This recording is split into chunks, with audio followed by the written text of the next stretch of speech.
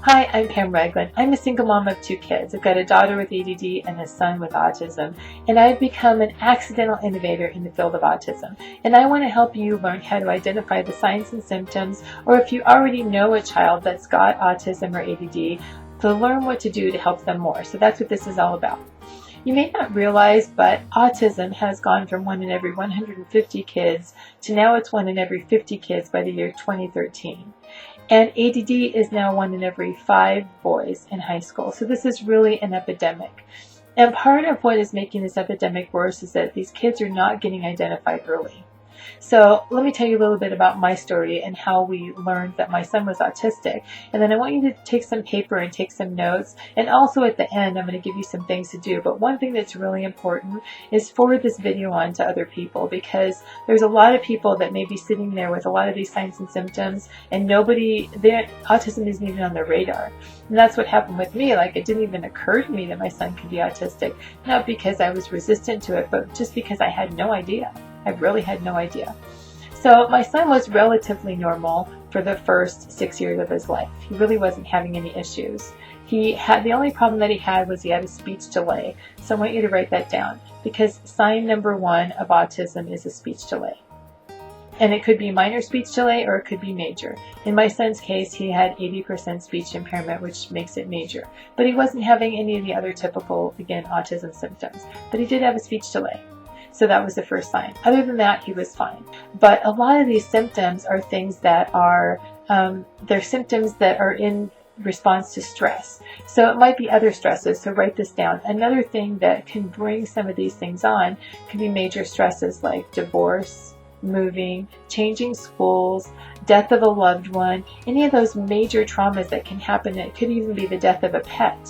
That change their world, and they rock their world so much that all of a sudden they don't know how to cope. And once we got forcibly evicted, my son started having major issues. Now, again, I still thought it was because of the trauma of being, kicked out of our house, and it was, but it was more than that. What happened is the trauma brought out his autism symptoms, where previously, because of the quantum thought shifting I had done with them and a really stable environment, he was fine. So some of the things that my son started doing is he started flapping his arms. He started chewing on me and nibbling on me. He started having outbursts and meltdowns in school. He started getting in trouble all the time. I was at school like 3 times a week. But finally, after 3 years, he hadn't learned anything. And that was the thing that made them finally evaluate him and identify that he was autistic. But even when they did, they said, you know what, we think he's autistic, but he's not like any other autistic kid that we've ever seen. And we had the head of the district, who was the expert in autism, saying this. And I knew in that moment that my quantum thought shifting process had helped him be relatively normal. So I went back and I made a couple changes to my process, and he went from not reading to reading and too much, which was great. And, I want to say that he has gotten almost entirely caught up in school from being behind for 3 years. So that's really good news. But he was still having trouble self-soothing and things like that. So some of the other things that may happen, some of the other signs that you want to look for are kids that are obsessive over things. They might look at, let's say, a toy or Legos or airplanes or something, and they obsess about it. They learn everything they can about that, and they obsess about it.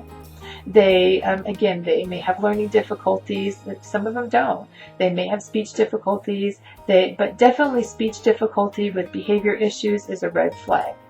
And now here's what happens if we don't identify the kids. Then, just like my son, they get labeled as a bully. They get in trouble all the time at school. They start to think that there's something wrong with them. We as parents get frustrated. Sometimes we even resort to medicating them. But I can tell you, I've written a book about addictions. Half of the kids that go on ADD medicine end up becoming some type of an addict later on. So we don't want to medicate the kids. What we want to do is find solutions to help them learn the skills so that they can go forward and have a happy and productive life.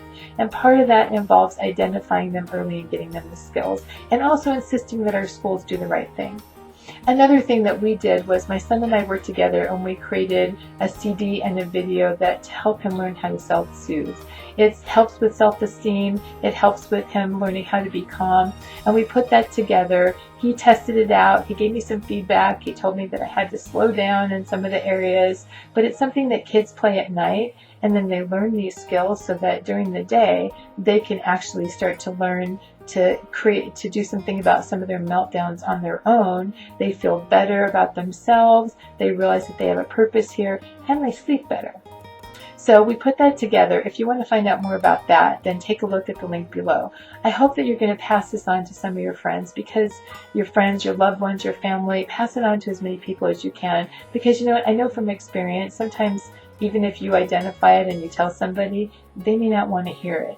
But the truth is that we do these kids such a great service not to let them suffer. I mean, my son suffered for 3 years when he didn't have to.